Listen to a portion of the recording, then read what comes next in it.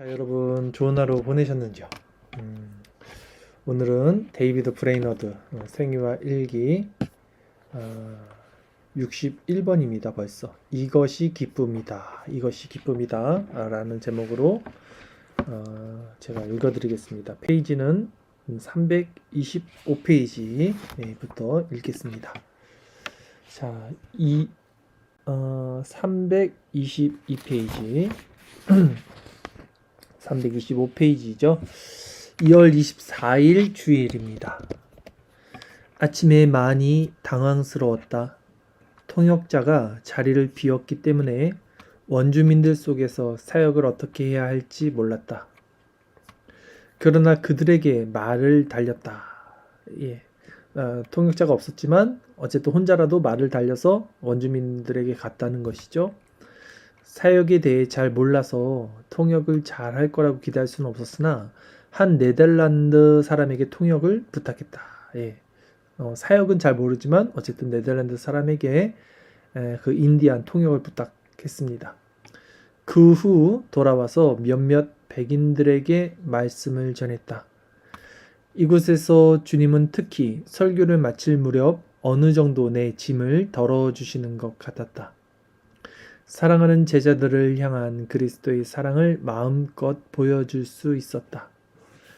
세상 사람들이 그리스도를 버렸을 때 그분은 제자들을 향해 이렇게 말씀하셨다.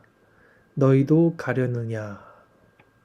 자기 백성들이 배신하고 세상과 함께 뒷걸음질 칠 때도 그리스도는 값없이 은혜를 베풀어 주셨다.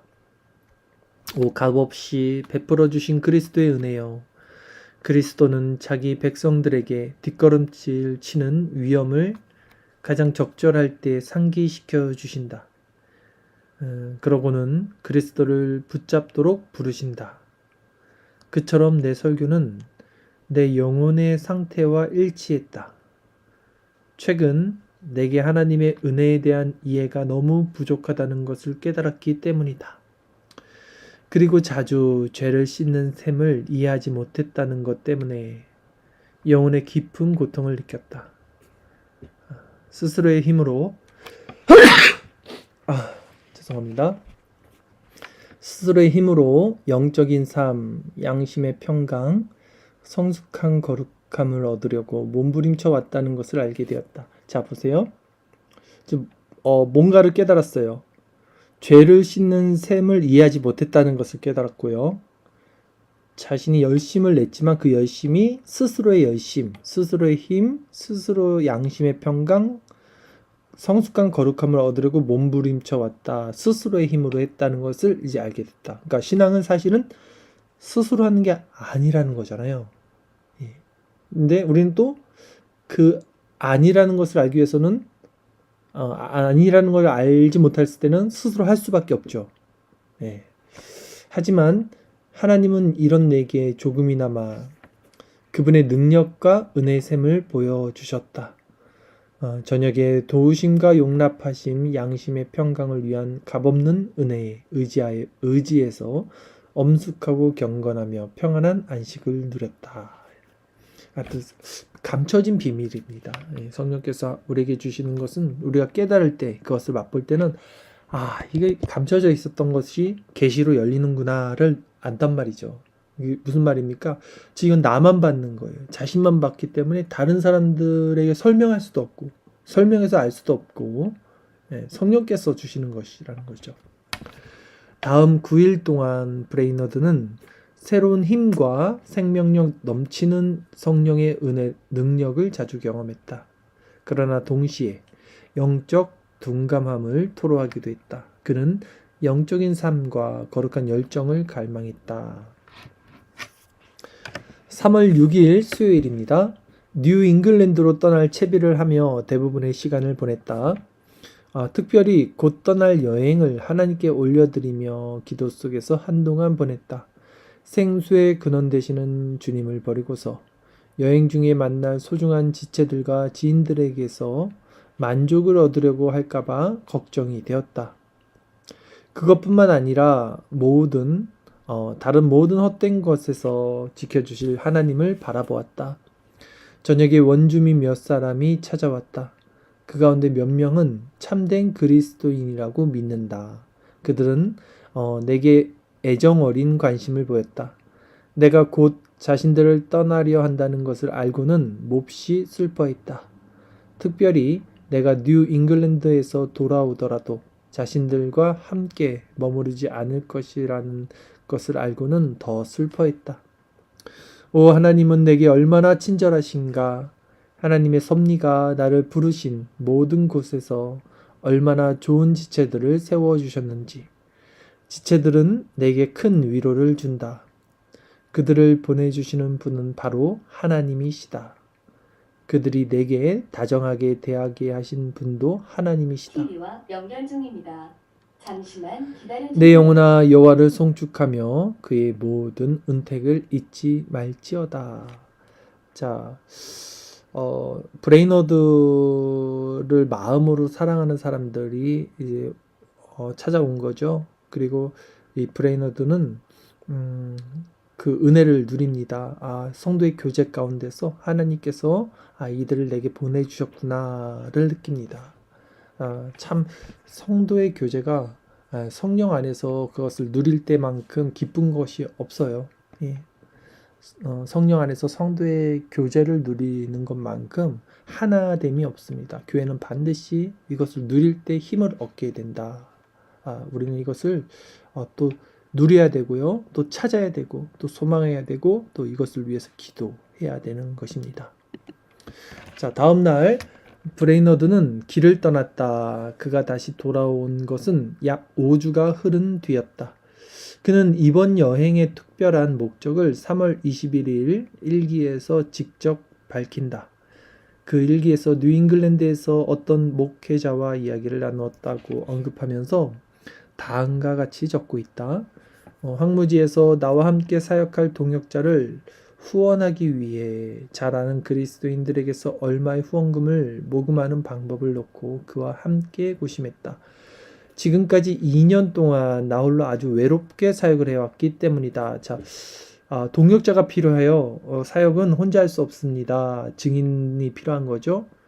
근데 이제 브레이너드는 2년 동안 혼자 사역을 외롭게 했다는 거예요. 같은 신앙을 가진 동역자, 증인이 필요했던 것이죠. 그리스도가 제자들을 둘씩 보내셨듯이 내게도 동역자가 절실히 필요했다. 그것이 이번 여행의 주된 목적이었다. 그 일에 심혈을 기울였다. 하나님께서 당신의 영광을 위해 그 일을 이루어 주시기를 소망했다. 브레이너드는 먼저 뉴저지의 여러 곳을 돌아다녔다. 그리고 그곳에서 몇몇 목회자들을 방문했다. 그 뉴욕으로 간 다음 다시 뉴저지로 갔다. 그리고 우드브리지에서 많은 목회자들을 만났다. 그는 이렇게 말한다. 몇몇 중요한 기사에 나와 있는 그리스도의 나라와 연관된 일을 논의하러 그곳에 갔다. 브레이너드는 이 여행 동안 대부분 우울함에서 벗어나 있었던 것 같다. 그리고 여러 차례 공적 사역에서 특별한 도우심을 경험했다. 그의 설교는 때로 듣는 이들에게 선한 영향력을 미쳤음을 확신할 정도로 소망이 넘치는 결과를 낳았다. 브레이너드는 혼자 있을 때 한 묵상과 기도에서 뿐만 아니라 목회자들과 다른 지체들과 이야기를 나누면서도 특별한 위로와 영적 회복을 많이 얻었다. 자, 4월 13일 토요일입니다. 델라웨어 포크에 있는 집으로 말을 달렸다. 이번 여행에서 600마일을 온전히 말로 여행하는 동안 나를 지켜주신 주님의 선하심을 기억한다. 그분은 내 뼈가 하나도 부러지지 않게 지켜주셨다. 이 힘든 여행에서 나를 보호하고 안전히 집으로 돌아오게 하신 주님을 찬양한다. 진정 나를 붙잡고 지탱해 주시며 내가 가는 길을 인도해 주신 분은 하나님이시다. 아멘. 자, 이렇게 긴 여행 동안 하나님께서 온전히 지켜주셨다는 것을 이제 감사하는 내용입니다. 4월 14일 주일입니다. 이번 여행으로 피로가 누적된 탓에 심하게 앓았다. 하지만 백인들에게 설교를 전할 수 있었다. 각처에서 상당히 많은 사람들이 모였다. 에스겔 33장 11절 주 여호와의 말씀이니라 나의 삶을 두고 맹세하노니를 본문으로 자유롭게 말씀을 전했다. 기대했던 것보다 더 많은 도우심을 받았다. 이 말씀을 제가 한번 찾아봤습니다. 에스겔 33장 11절 말씀 너는 그들에게 말하라 주 여호와의 말씀이니라 나의 삶을 두고 맹세하노니 나는 악인이 죽는 것을 기뻐하지 아니하고 악인이 그의 길에서 돌이켜 떠나 사는 것을 기뻐하노라. 이스라엘 족속아 돌이키고 돌이키라. 너희 악한 길에서 떠나라. 어찌 죽고자 하느냐 하셨다 하라. 그 주에 브레이너드는 필라델피아로 떠났다. 그곳 총독에게 원주민 6부족 연합 추장과의 관계 개선을 위해 노력하도록 약속받기 위해서였다. 브레이너드는 추장과 깊은 우정관계를 맺고 있었다. 브레이너드는 총독에게 원주민들이 서스케 하나에서 살도록 허가해 줄 것과 보호구역 내에 있는 원주민들에게 복음을 전하고 교육을 시킬 수 있도록 허가해 줄 것을 요청했다. 가고 오는 길에 브레이너드는 젊은 장로교 목사인 BT 목사 집에서 묵었다. 그리고 그의 집에서 영적인 새 힘을 얻었다. 자, 마지막 4월 20일 토요일입니다. BT 목사와 함께 에빙턴으로 말을 달렸다. 트리트 목사가 스코틀랜드 교회 방식을 따라 인도하는 성찬식에 참여하기 위해서였다. 우리가 도착했을 때 트리트 목사가 설교를 전하고 있었다. 그 후 내가 마태복음 5장 3절 심령이 가난한 자는 복이 있나니를 본문으로 말씀을 전했다. 하나님은 기도와 설교 모두에서 내게 커다란 자유와 부드러운 마음을 부어주시기를 기뻐하셨다. 회중의 마음이 높고 수십 명이 눈물을 흘리는 것을 볼 수 있었다. 얼마나 내가 소망하는 장면이었는지 자 보세요. 설교자는 성령의 역사하심은 이제 스스로 먼저 압니다. 성령이 역사하고 있다는 것을. 그러니까 그런 말씀에 힘이 나오겠죠. 그리고 이제 회중들에게 어떤 반응이 일어납니까? 마음이 녹아요. 회중의 마음이 녹고 그 영혼의 눈물이 납니다. 그리고 그걸 보는 설교자는 어떨까요? 그러니까 내가 설교를 잘해서 이 사람들이 지금 우는구나가 아니라 지금 성령께서 이 예배 가운데, 이 말씀 가운데 역사하시는구나. 여기 너무 이제 감복하는 거죠. 탐복하는 거죠. 내가 얼마나 소망하는 장면이었는지. 바로 이럴 때 기쁨을 누리는 겁니다. 설교 전하는 자, 듣는 자, 설교자, 청중 모두 정말 성령의 충만함으로 하나님께 영광을 돌리는 거죠. 그래갖고 제가 오늘 이 설교를 이것이 기쁨이다. 이 내용을 제목을 이제 이것이 기쁨이다 이렇게 정한 것입니다. 자, 그 후 많은 공고한 심령에게 때에 맞는 말로 이야기를 나누며 풍성한 만족을 느꼈다. 몸이 극도로 피곤했다. 그렇죠. 영혼은 너무 깨어 있었겠지만 몸은 어쨌든 우리가 육신을 입고 있기 때문에 이제 피로가 쌓이겠죠.